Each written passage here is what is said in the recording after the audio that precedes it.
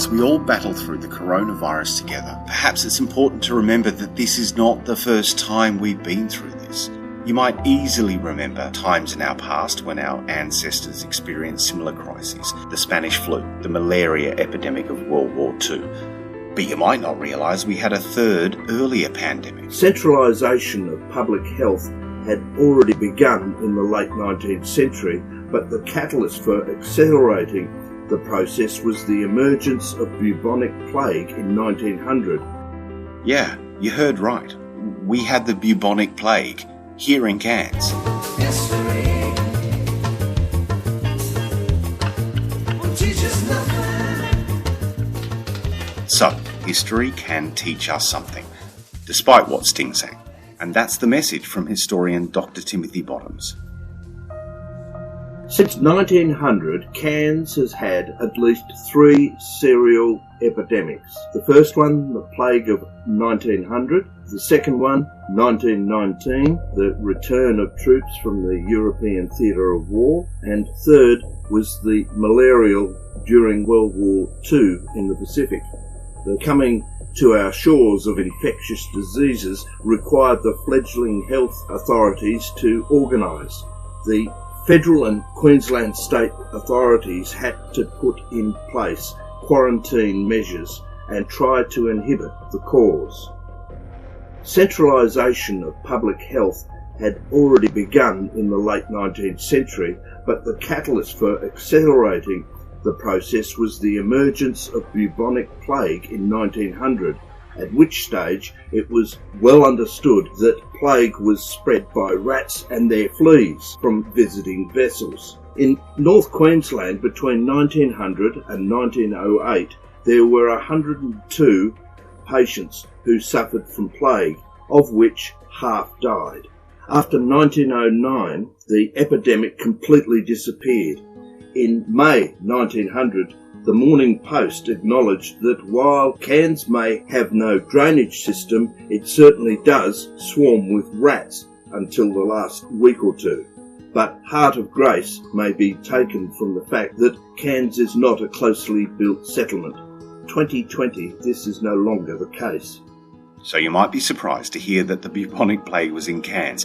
You might also be surprised to hear how health authorities acted at the time. During the initial outbreak, Government Health Representative Dr. Alfred Turner toured North Queensland evaluating procedures taken to combat the spread of plague and was appalled by the attitude of medicos, government authorities and the public. Dr. Turner arrived at the Cairns General Hospital to find it had been sealed and padlocked. Turner was irate, particularly as there were no alternative arrangements for patients. He countermanded Dr. Koch's orders and had the hospital disinfected and reopened. Dr. Turner found that the municipality of Cairns did more in 3 days than the municipality of Townsville had effected in 3 weeks.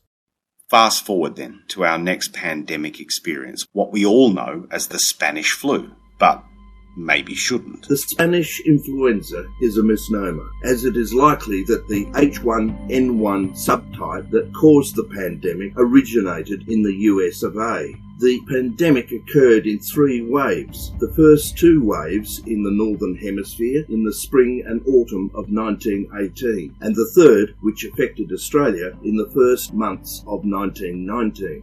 On the 9th of May, a seamen's strike ground all shipping around Australia to a halt. In Cairns, there was no steamers running on the coast at all. There was a shortage of flour all over North Queensland.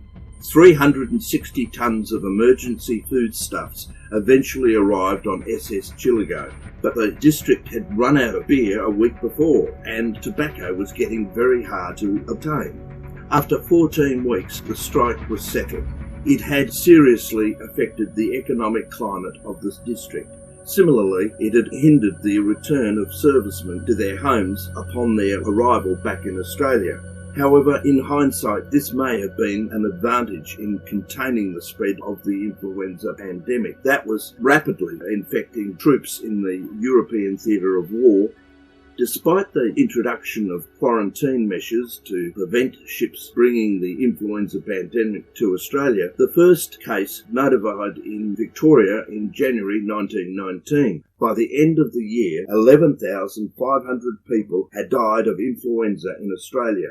The first cases in Cairns were reported on the Friday the 6th of June 1919, when 6 people were admitted to the Cairns District Hospital. Over the following weekend, another 10 cases, including 3 nurses, were reported and public gatherings were prohibited. On the following day, there were 44 fresh cases. To the Indigenous population of the district, the pandemic was devastating. The 1919 influenza took a heavy toll on the Majanji on Babinda Creek. Many were buried in unmarked graves. Later, others were sent to Palm Island. At Yarrabah, there were 250 patients with 1 death. However, oral history suggests that the impact was far more drastic. Our third pandemic was in World War II. It was malaria. It was all part of the war effort, and we came together to respond in a warlike fashion. Evacuees from Papua and New Guinea enlarged the pool of malarial patients and carriers in Cairns, with the result that the city became highly malarious.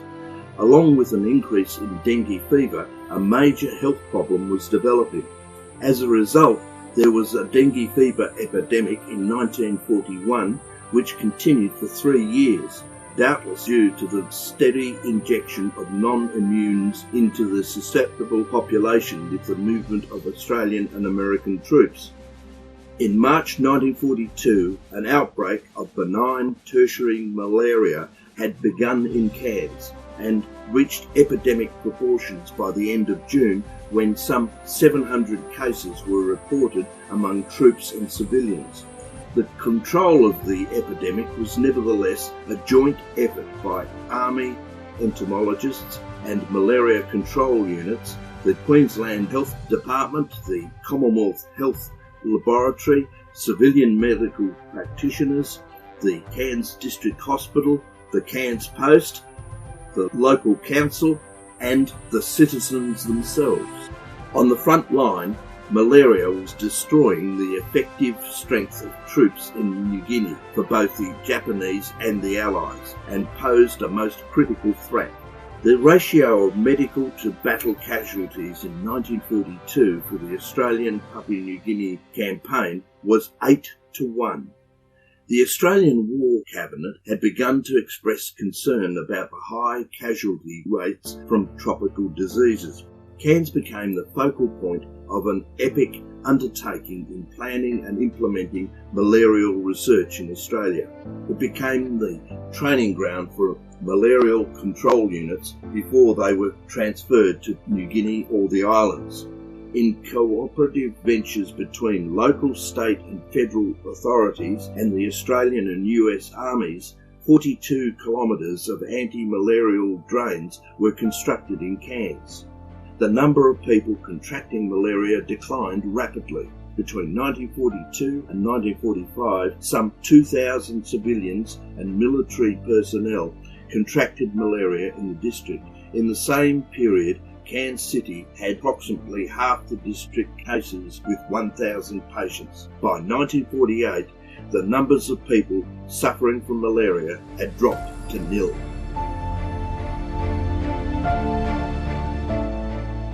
So Cairns and far North Queensland had epidemics before, and we have managed to triumph over the dreaded lurgy, and we can do it again, but only if we pull together. Everything about our pandemic history feels familiar. You could copy and paste text from the newspaper from then to now. As Dr. Bottom says, we have been through this before, and we will get through this now. By working together, by coordinating our efforts, and by not panicking, and not buying all the beer and tobacco and toilet paper. But the only reason we have these lessons to pass on is because the Fourth Estate was able to do its job. I think it's very important that we have our local newspaper that's recording things which we need to have recorded, because otherwise it's not there and people forget what has happened in the past. That's why, of course, you have historians who write about it. The unfortunate part with Cairns is that many aspects of our history have been forgotten. You try and write it so that you tell the truth about what has gone on in the past. The Cairns Post do a brilliant job in putting this sort of information down so that we have got some sort of record of what has gone on.